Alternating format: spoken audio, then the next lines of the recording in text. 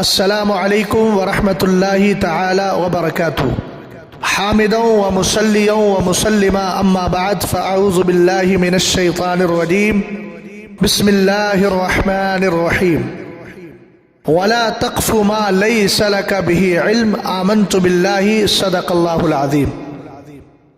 بارگاہ رسالت مآب صلی اللہ علیہ وسلم میں درود و سلام کا ہدیہ پیش کریں۔ اللہ رب محمد صلی اللہ علیہ وسلم نحن عباد محمد صلی اللہ علیہ وسلم صلاۃ و سلام علیک یا رسول اللہ صلی اللہ تعالی علیہ وسلم۔ کام وہ لے لیجئے تم کو جو راضی کرے، ٹھیک ہو نام رضا تم پہ کروڑوں درود۔ آپ کی خاطر بنائے دو جہاں، اپنی خاطر جو بنایا آپ ہیں۔ احباب اہل سنت بخوبی جانتے ہیں کہ کچھ دنوں پہلے پاکستان کے مفتی اکمل صاحب نے سرکار تاج الشریعہ نور اللہ مرقدہ کے اس مشہور زمانہ شعر پر معلل بالاغراض کی بحث کو چھیڑ کر اہل سنت میں ایک نئی بحث چھیڑ دی تھی اور ایک نیا خلفشار پیدا کیا تھا۔ لیکن دیر آیت درست آیت ان کو بھی احساس ہو گیا کہ میں نے غلطی کی ہے، اسی لیے ان کو وضاحت بھی پیش کرنا پڑی اور حضور تاج الشریعہ نور اللہ مرقدہ کے تعلق سے یہ بھی کہنا پڑا کہ اگر مجھے معلوم ہوتا یہ شعر ان کا ہے تو میں ضرور یہ کہتا کہ اس کو بے چوچرا پڑھا جائے۔ اس سے ایک بات سمجھ میں آئی ہے کہ مفتی صاحب قبلہ نے کہیں نہ کہیں بے احتیاطی کا کام انجام دیا ہے۔ مفتی صاحب کی وضاحتی کلپ تقریباً 32 منٹ کی ہے جیسا کہ میں جانتا ہوں، اور مجھے ساری کلپ پر اپنا تبصرہ پیش نہیں کرنا ہے اور نہ ہی اس پر کلپ بنانا میرا مقصود تھا اور نہ میرا ارادہ تھا، مگر مفتی صاحب نے چونکہ آخر میں 3 سوال کیے ہیں اور جواب دینے والوں سے سوال کیے ہیں، اس لیے اور میں بھی ان میں شامل ہوں، اس لیے مجبوراً مجھے بھی یہ کلپ ریکارڈ کرانا پڑ رہی ہے۔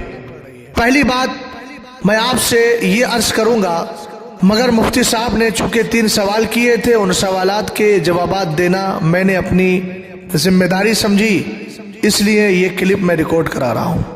پہلا سوال مفتی صاحب کا یہ ہے کہ عالم سنت جو معروف ہے اس کے بارے میں بدگمانی کرنا کیسا؟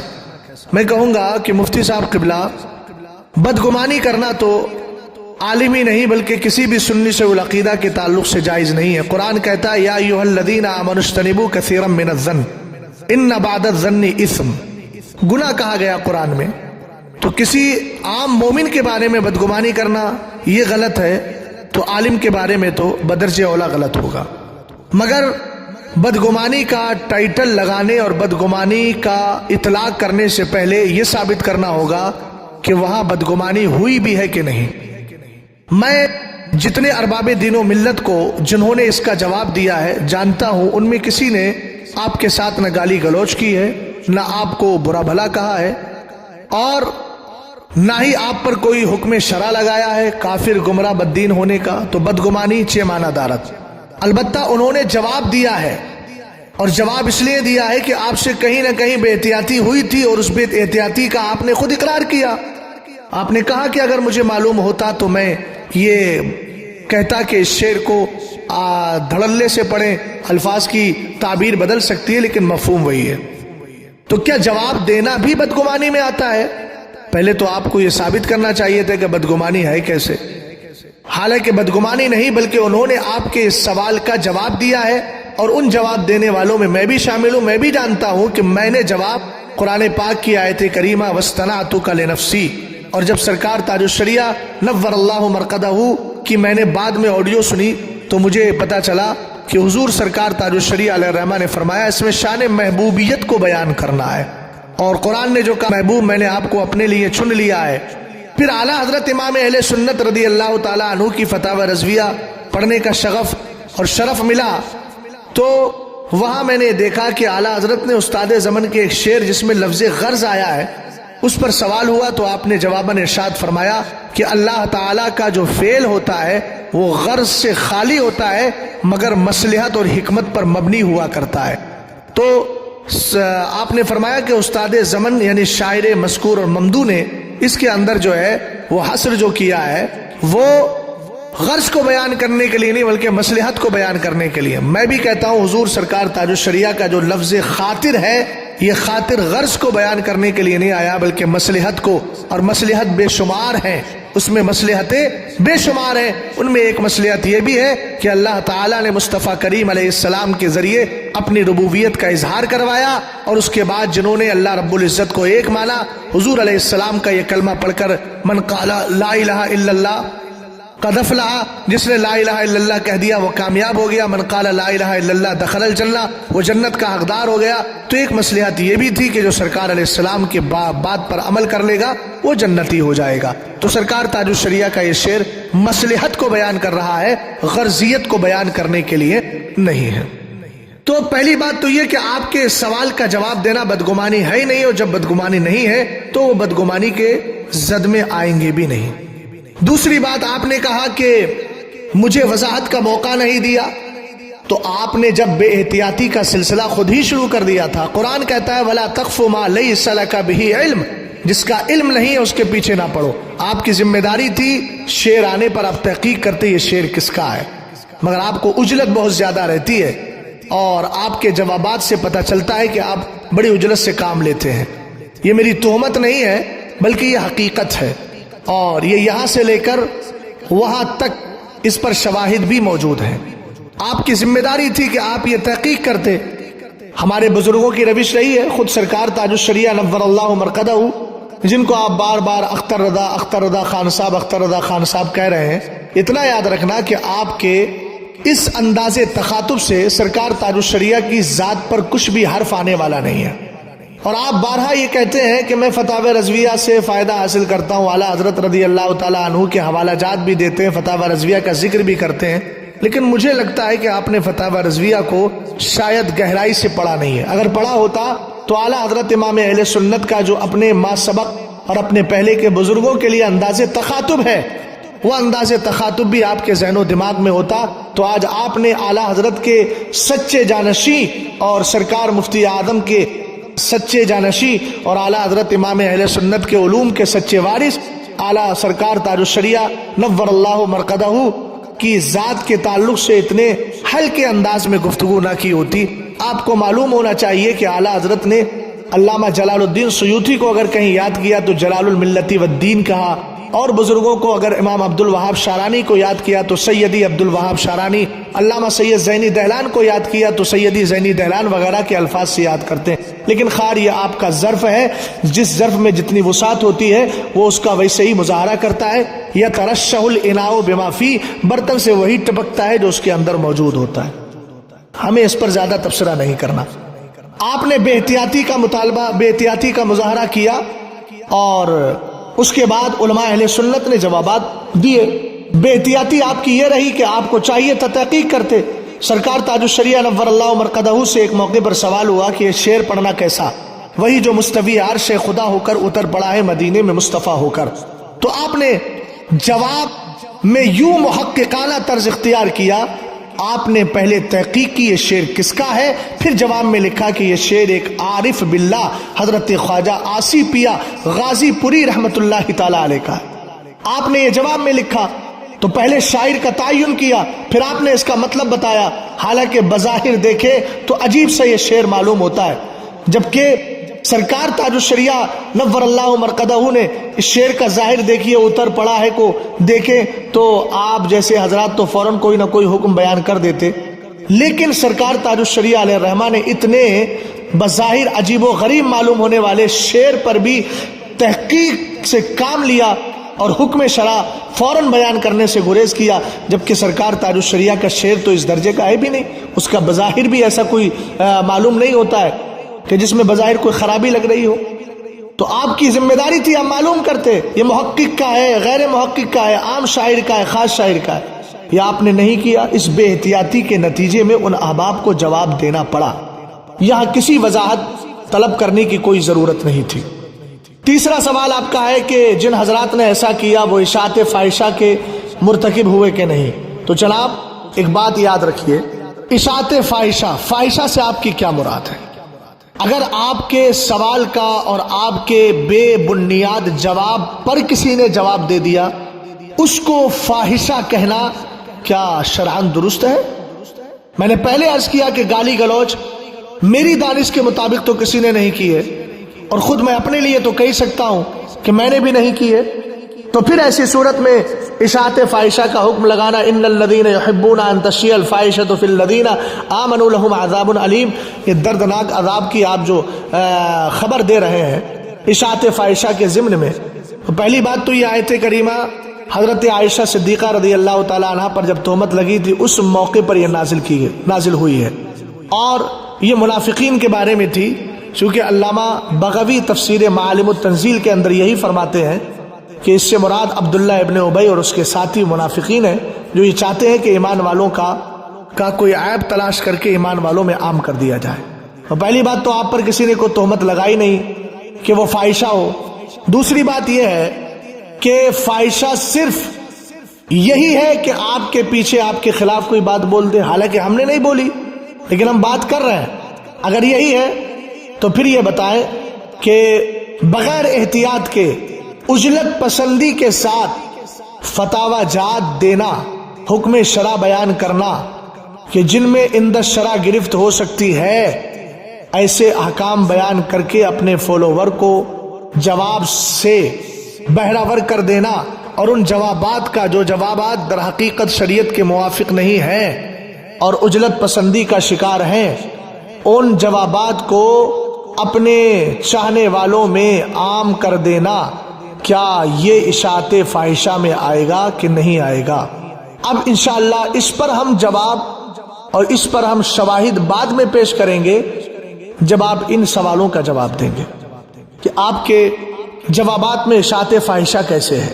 لاسٹ میں آپ نے ایک سوال کیا تھا کہ میرا شعر کو نادانستہ طور پر منع کرنا یہ بڑی بے ادبی ہے، یا فتوے کو نہ ماننا یہ بڑی بے ادبی ہے۔ اس کا مطلب یہ ہے کہ لفظ بڑی یہ بتا رہا ہے کہ آپ نے نادانستہ طور پر جو شعر سے منع کیا ہے اس کو بے ادبی آپ بھی تسلیم کر رہے ہیں، اور جنہوں نے فتویٰ نہیں مانا ہے ان کو بھی آپ ان کے نہ ماننے کو بھی آپ بے ادبی کہہ رہے ہیں، لیکن موازنہ کر رہے ہیں دونوں بے ادبیوں میں کہ بڑی بے ادبی کون ہے۔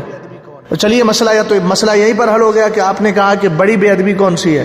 اس کا مطلب بے ادبی آپ نے کی ہے، اور بے ادبی اس طور پر کی ہے کہ آپ نے غیر محتاط ہو کر کے فوراً جواب اپنا ریکارڈ کروا دیا، اور اس جملے پر اور اس شعر پر کوئی بھی غور و خوض نہیں کیا، اور یہ معلوم نہیں کیا یہ شعر کس کا ہے۔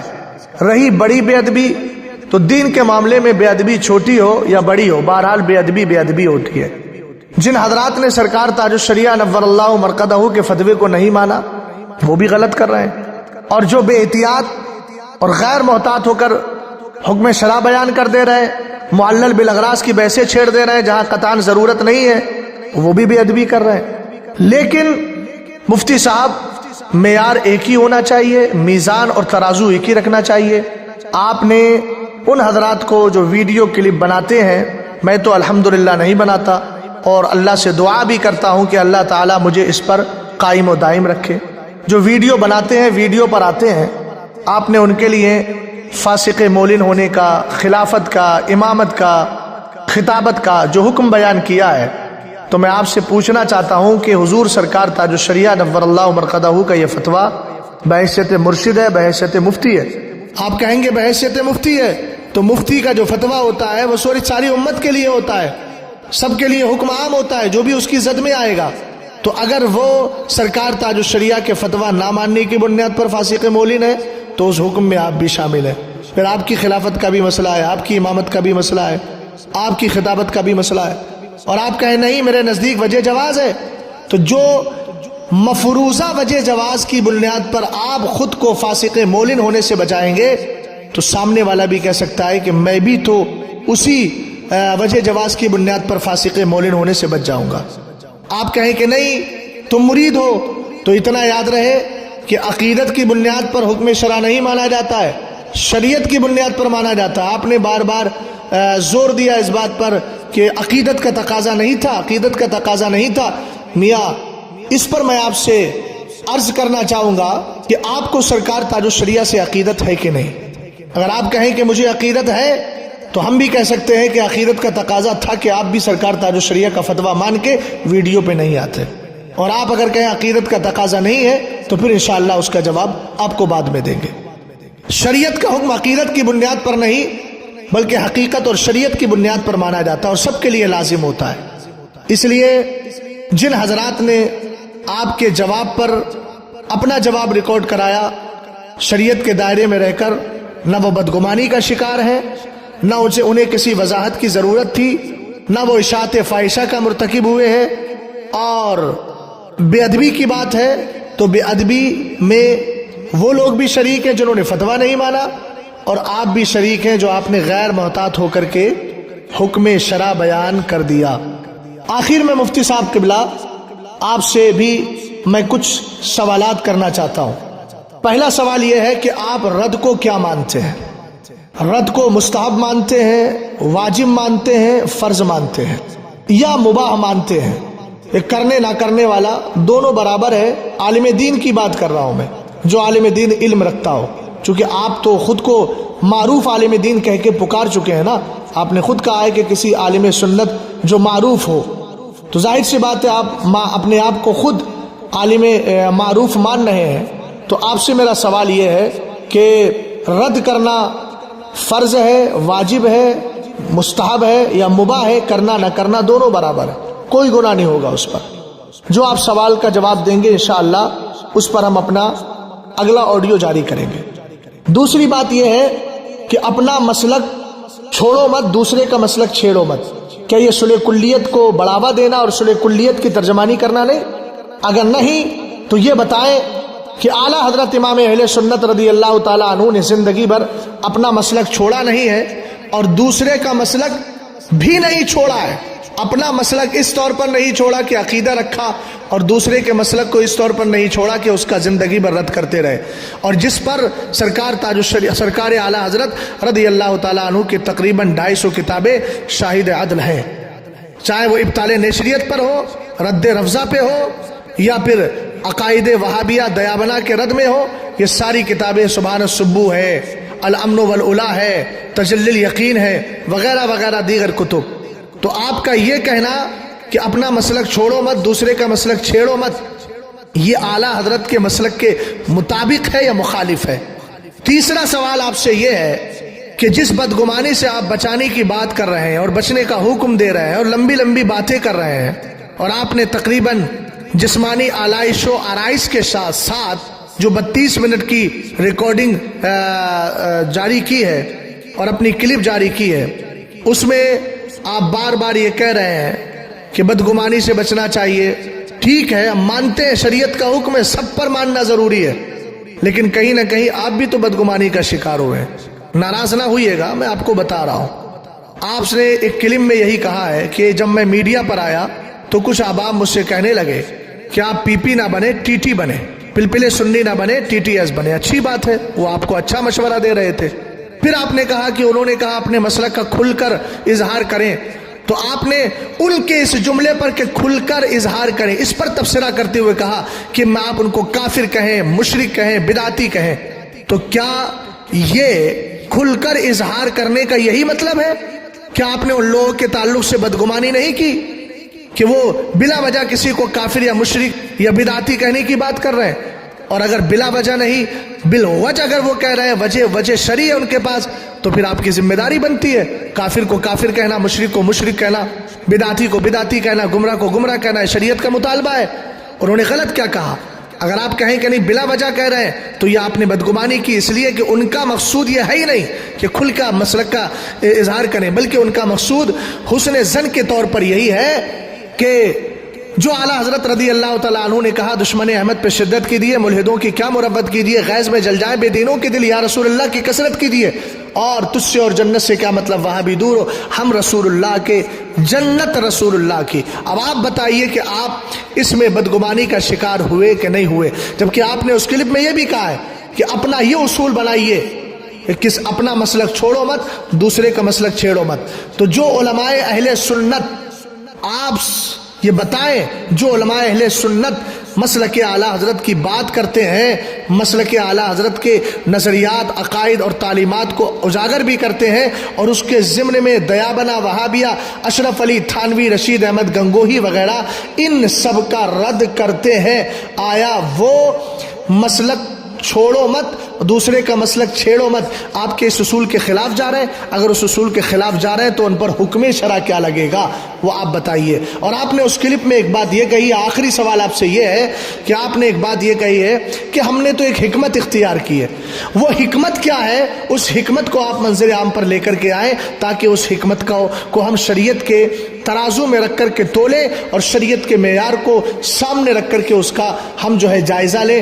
انشاءاللہ مجھے امید ہے کہ آپ جلال کیے بغیر ان پر کچھ نہ کچھ توجہ کریں گے اور یہ کہہ کر کے دامن نہیں بچائیں گے کہ ہم ایرے غیرے کے تعلق سے جو ہے وہ آڈیوز کا جواب نہیں دیتے اور ہم جواب ریکارڈ نہیں کراتے.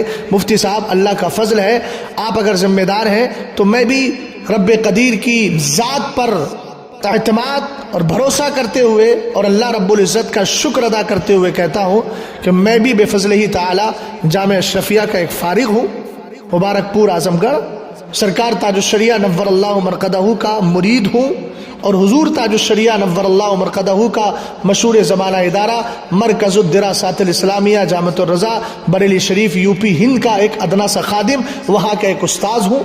اور بے فضل ہی تعالی میں بھی جو ہے ان سارے مسائل کو جانتا ہوں جو مسائل موجودہ وقت میں چل رہے ہیں. اس لیے آپ یہ کہہ کر اپنا دامن نہیں چھڑا سکتے کہ میں ایرے غیرے کا جواب نہیں دیتا. دوسری بات, آپ کو اور خاص کر آپ کے جو فالوورز ہیں ان کو میں یہ بتانا چاہوں گا کہ یہ آڈیو ریکارڈ کرا کر مجھے اپنے فالوور یا ویوز وغیرہ نہیں بڑھانا ہے اور نہ ہی مجھے جو ہے اس کی کمائی کھانا ہے. میں تو اس کمائی سے دور رہتا ہوں, اللہ کا فضل ہے, میں اس کو ناجائز و حرام ہی سمجھتا ہوں, ہے نا. اور مفتی صاحب قبلہ, آپ نے جو کہا تھا کہ کچھ لوگ آڈیو بنا کر کے 1 لاکھ تک ان کی آڈیو چل گئی ہے بیچاروں کی, اور آپ نے عجیب تبسم ریزیوں کے ساتھ یہ جملہ کہا تھا, یہ کہیں نہ کہیں آپ کی انانیت کو بتا رہا ہے. خدا را ایسے جملے بولنے سے بھی آپ پرہیز کیجئے. آپ اپنے آپ کو ذمہ دار سمجھتے ہیں اور اپنے آپ کو عالم معروف جانتے ہیں, تو یہ آپ کا شیوا نہیں کہ اس طرح کے جملے بول کر کسی سنی شخص پر طنز کریں. اب وہ آپ نے کس کے لیے طنز کیا ہے, وہ آپ کی نیت میں منوی ہے, آپ کا مراد منوی ہے, میں نہیں جانتا کون ہے, لیکن بہرحال اس طرح کے جملے بولنا ایک ذمہ دار کے شایان شان نہیں ہے. مجھے امید ہے انشاءاللہ آپ ان سوالوں کے جواب دیں گے. اس کے بعد اگلی بات ہم عوام اہل سنت کے سامنے پیش کریں گے. تب تک کے لیے اجازت دیں. السلام علیکم ورحمۃ اللہ تعالی وبرکاتہ.